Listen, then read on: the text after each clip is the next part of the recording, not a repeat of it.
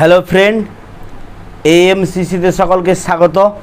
আজ আমরা ক্লাস নবম শ্রেণীর চতুর্থতম অধ্যায় শিল্প বিপ্লব, ঔপনিবেশবাদ ও সাম্রাজ্যবাদ, এই যে অধ্যায়টি রয়েছে এই অধ্যায় থেকে একটি গুরুত্বপূর্ণ প্রশ্ন প্যারি কমিউন কি এ নিয়ে আলোচনা করব। এর আগেও আমরা চতুর্থ অধ্যায়ের বিশেষ কিছু গুরুত্বপূর্ণ প্রশ্ন নিয়ে আলোচনা করেছি।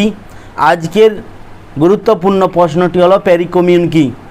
আমরা জানি 1789 খ্রিস্টাব্দের পর থেকেই ফ্রান্সের তৃতীয় সম্প্রদায়ের মধ্যে এক গণ বিপ্লবিক অভ্যুত্থান শুরু হয়েছিল। এই সব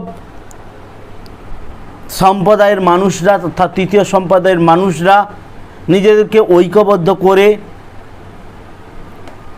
একটি কমিউন গঠন করে বা কমিশন গঠন করে, যেটি প্যারি কমিউন নামে পরিচিত। 1871 খ্রিস্টাব্দে এটি গঠন করতে তারা সক্ষম হয়েছিল। যদি আমরা এর উদ্দেশ্য সম্পর্কে ধরি তাহলে দেখতে পাই যে প্যারিসের যেসব নাগরিকবৃন্দ ছিল তারা এর পৌর প্রশাসন পরিচালনার জন্যই এটি গঠন করেছিল।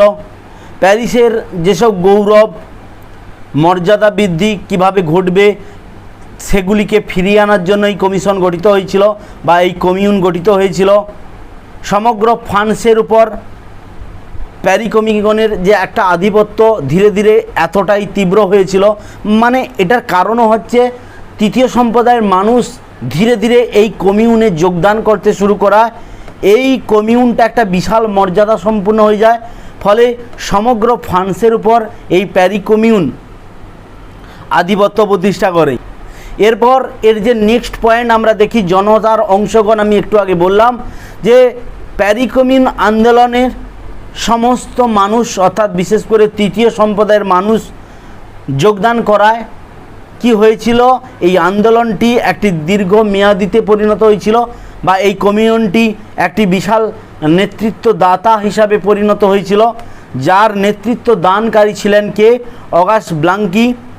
তিনি সমগ্র প্যারিসের প্রশাসন পরিচালনার দায়িত্ব গ্রহণ করেছিলেন এবং সমগ্র প্যারিসের তথা ফ্রান্সের মানুষের রুটি রোজগার তথা তাদের আশা আকাঙ্ক্ষা সমস্ত কিছু পূরণ করতে সক্ষম হয়েছিলেন।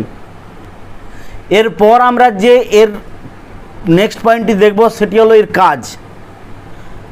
এই কমিউন রাষ্ট্র ও চার্চের নিয়ন্ত্রণ থেকে শিক্ষা ব্যবস্থাকে মুক্ত করে।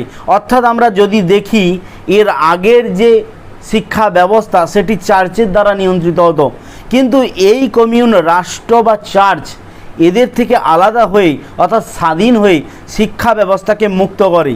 দ্বিতীয়ত, এই কমিউন শ্রমিকদের কল্যাণের উদ্দেশ্যে বিভিন্ন কার্যনীতি গ্রহণ করে। সাধারণ মানুষ তথা তৃতীয় সম্প্রদায়ের মানুষের রুটি রোজগার তথা আশা আকাঙ্ক্ষা পূরণ করার জন্য এই কমিউন নিজেদেরকে কাজের অংশগ্রহণ করাতে শুরু করে। শেষ আমরা পয়েন্ট দেখি সরকারের সঙ্গে বিরোধ। আমরা দেখি যে 1870 খ্রিস্টাব্দে ফ্রান্সের তৃতীয় প্রজাতন্ত্র প্রতিষ্ঠিত হয়েছিল, অর্থাৎ অস্থায়ী ফরাসি প্রজাতন্ত্র সরকার হচ্ছে জার্মানির সঙ্গে অমর্যাদা সুযোগ, মানে যেখানে জার্মানির সঙ্গে সন্ধি করা উচিত নয়, সেখানে ফ্রান্স কী করে, ফ্রাঙ্কফুর্টের সন্ধি স্বাক্ষর করলে প্যারি কমিউন তার প্রজাতান্ত্রিক সরকারের বিরুদ্ধে আন্দোলন শুরু করে। অর্থাৎ এই কমিউন তার নিজের সরকারের বিরুদ্ধেই আন্দোলন শুরু করে। আমরা শেষে দেখতে পাই যে এই কমিউন লাস্ট পর্যন্ত ধ্বংস হয়েছিল। এই প্যারি কমিউন 2 মাস শাসন চালানোর পর কমিউনের হাত থেকে ভার্সাইয়ের প্রজাতান্ত্রিক সরকার সমস্ত ক্ষমতা কেড়ে নেয়। তা সত্ত্বেও আমরা বলতে পারি প্যারি কমিউন খুব অল্প সময়ের মধ্যেই যেভাবে সাধারণ মানুষ অর্থাৎ তৃতীয় সম্প্রদায়ের মানুষের ফরাসি তৃতীয় সম্প্রদায়ের মানুষের আশা আকাঙ্ক্ষা পূরণ করতে পেরেছিল তাতে সত্যিই অনস্বীকার্য।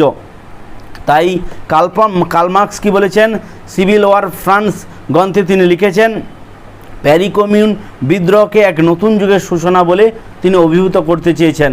অর্থাৎ এই কমিউন সাধারণ মানুষ তথা তৃতীয় সম্প্রদায়ের মানুষের আশা আকাঙ্ক্ষা পূরণের জন্য গঠিত হয়েছিল, কিন্তু পরবর্তীকালে ফ্রাঙ্কফুর্টের সন্ধির দ্বারা এই আন্দোলন ধীরে ধীরে তার গুরুত্ব হারায়।